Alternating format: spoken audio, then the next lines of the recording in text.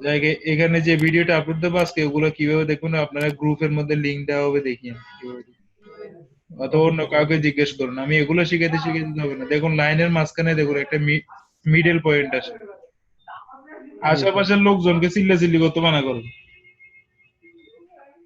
এই যে ওকে মিড পয়েন্টে দেখুন একটা মিড পয়েন্ট আসতেছে দেখছেন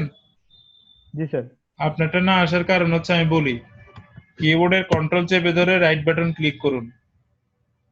কন্ট্রোল চেপে ধরে রেখে রাইট বাটন ক্লিক করুন তারপরে দেখুন ও স্ন্যাপ সেটিং ও স্ন্যাপ জি স্যার সেটিং ও স্ন্যাপ সেটিং এ যাওয়ার পরে এখানে দেখুন এখানে প্রত্যেকটা জিনিস আপনার টিক চিহ্ন দেওয়া আছে কিনা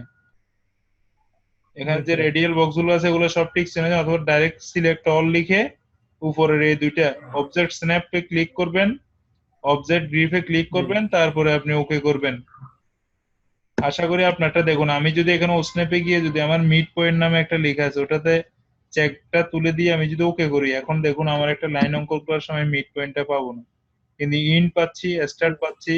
কিন্তু মিডটা পাচ্ছি না দেখছেন জি জি স্যার সেক্ষেত্রে আমি রাইট বাটন ক্লিক করে যখন স্ন্যাপে গিয়ে সব সিলেক্ট করে দেব উপরে দুইটা সহ সবসময় সিলেক্ট রাখবেন দেন ওকে করবেন দেখুন তারপরে আপনারটা কি হচ্ছে এল লিখে আমি এখন মিড পয়েন্ট পাচ্ছি এই এই মিড স্যার পয়েন্ট আরেকটা প্রবলেম হচ্ছে স্যার বলেন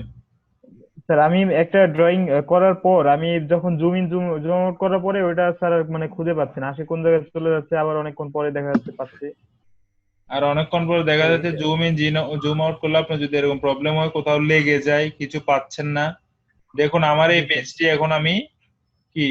রাইট রাইট পাশে আনতে পারতেছি কিন্তু লেফটে নিয়ে গেলে দেখুন হাতটা ওখানে অফ হয়ে গেছে আর যাচ্ছে না দেখুন জি আপনি স্যার এই দেখুন আর যাচ্ছে না আমি অনেক চেষ্টা করে যাচ্ছেন সেক্ষেত্রে আপনি রিফ্রেশ ক্লিক করে রিজেন ক্লিক করবেন আর ই কিবোর্ডের জি আর ই ক্লিক করে এন্টার ক্লিক করবেন দেখুন দেখুন যাচ্ছে দেখছেন এখন জি স্যার চলে গেছে এখন আবার ওটাকে এখানে বরাবর এনে জুম করে দিচ্ছি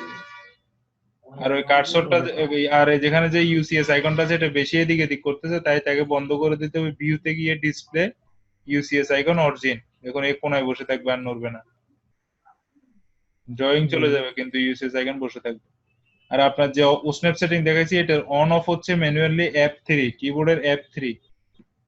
দিলে একবার দিলে অন হবে একবার অফ হবে একবার দিলে অন হবে অফ হবে এভাবে আশা করি আপনি সব বুঝতে পেরেছেন ধন্যবাদ